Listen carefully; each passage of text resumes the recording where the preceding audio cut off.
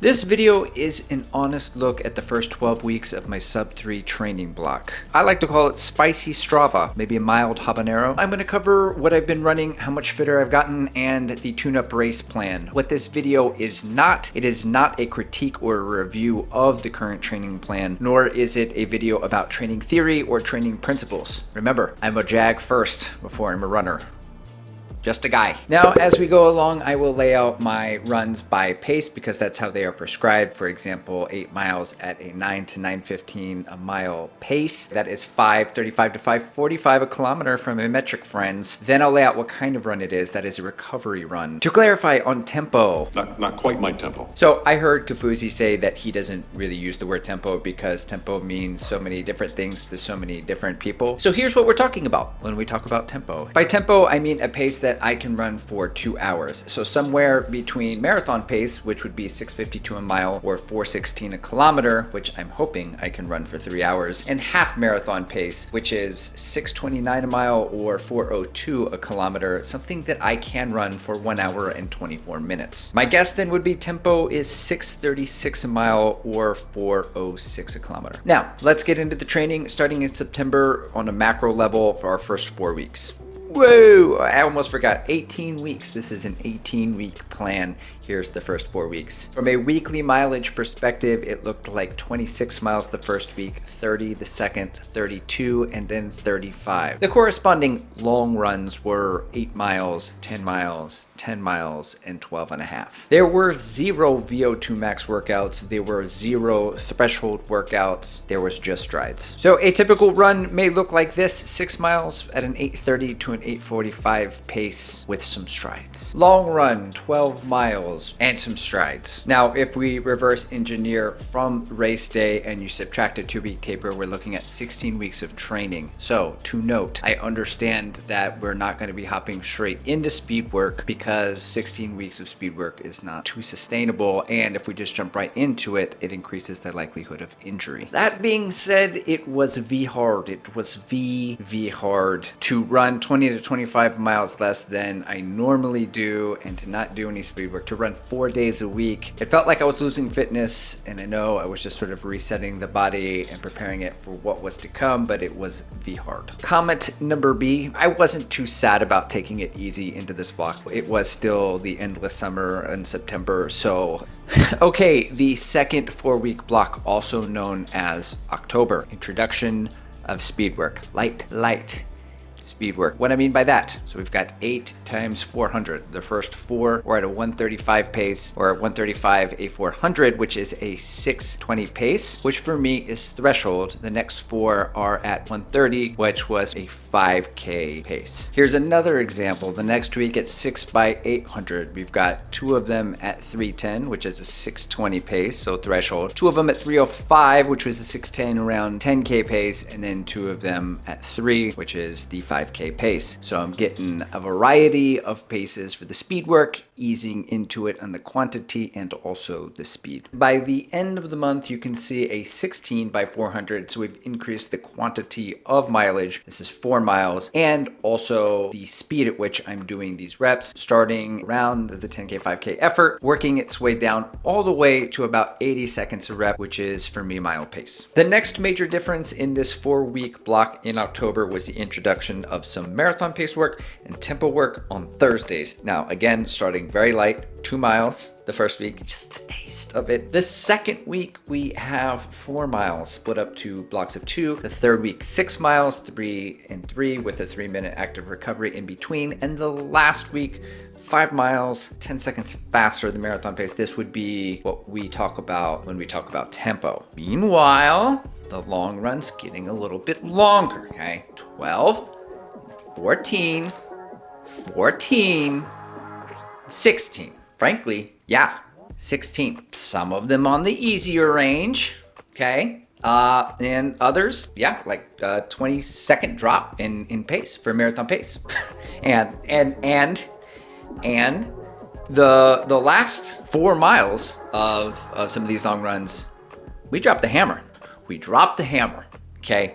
Marathon pace, 6:45. Total weekly mileage for this block 35, 43, 45, 47, inching our way a little bit higher. To note, comment A, we are now running 5 days a week. Wednesdays off, Sundays off. Wednesdays for cross training and strength training. Okay, for my third block, that's why I keep sitting down. Each new block I sit down into the segment. It's going to be 4 weeks and the long runs are 16, 18, 18, and finally a scale back week of 14. Total weekly mileage 50, 53, 54, and then scaling back to 47. In this November block, the VO2 max work has raised the roof all the way to the max level of 5 miles, 16 by 5. This is, I think, the maximum Jack Daniels recommends no matter how many miles a week you are running. Also, in this 4-week block in November, those Thursdays got a little spicier. So instead of just marathon pace and tempo, kind of pushing in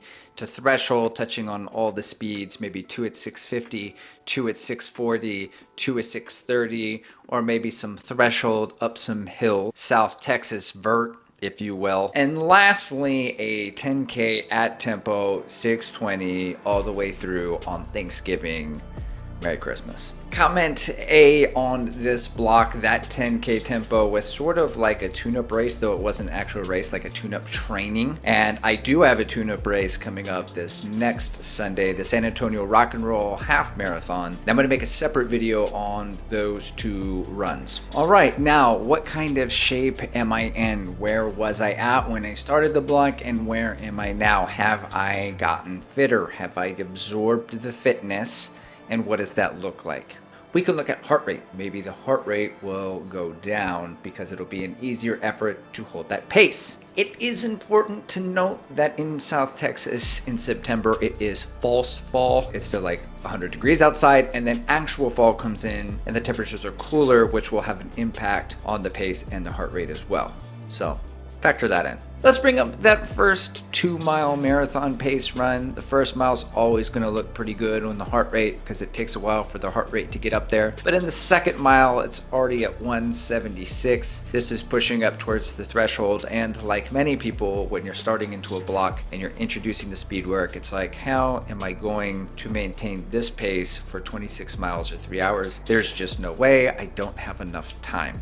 I felt that. I said that to myself. One particular Thursday workout that stood out to me was the one at the end of October. It was a 5-mile tempo around 6:36 pace, a pace that I should be able to sustain for 2 hours. By the second mile, again, I was hitting threshold, and by mile 3, we were already in the 180s, which is usually something I see in 5K efforts or at the end of 10K efforts. I did not get too discouraged, though it was a little discouraging because I knew that I had 2 more months of work in front of us, and also here's the temperature and the weather outside. It's pretty miserable when the dew point's over 70, so I knew that would change a lot, but it's still pretty discouraging. Now let's look at almost 1 month later. Here's an 18-mile long run with 10 miles at marathon pace. There are 2 5-mile segments inside of this 18-mile long run. So you can see the first 2 miles starting at around 650. My heart rate is in the low 160s, which is beautiful. Working its way up into the higher 160s for the 641s and 640 pace. And then even better on the next 5, we're sitting in and around 640 the entire time in the 160s, pushing the last mile to about a 630 and staying in and around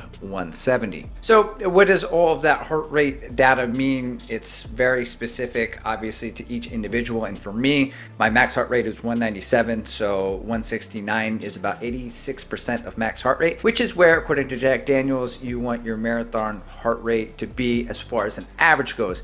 Meaning when you start the marathon, your heart rate's going to be far below that, and it's going to work its way up to that. And then as the race carries on, it'll go above that, and then your average will be right there. Now, I'm not racing the marathon by heart rate. I just know that I still have these guardrails, like 172, 173. That's when I'm starting to burn the matches. I do not want to see that heart rate in the first half of my race, right? But again, I'm not racing by heart rate. It's just good to look at the heart rate and see it as a data sample to say, oh, I am getting fitter at that pace. Overall, I am absorbing the fitness of this training block.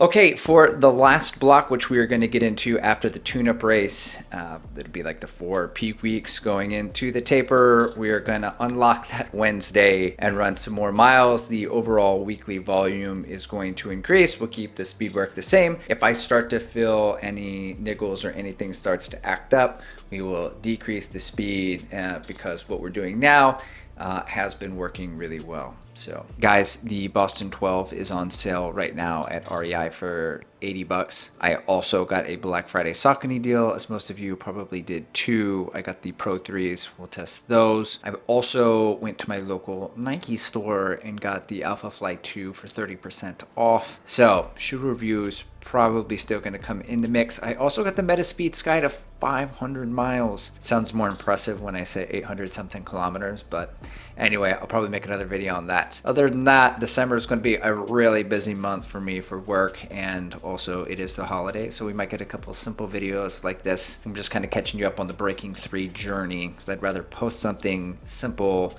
than try to make something complicated.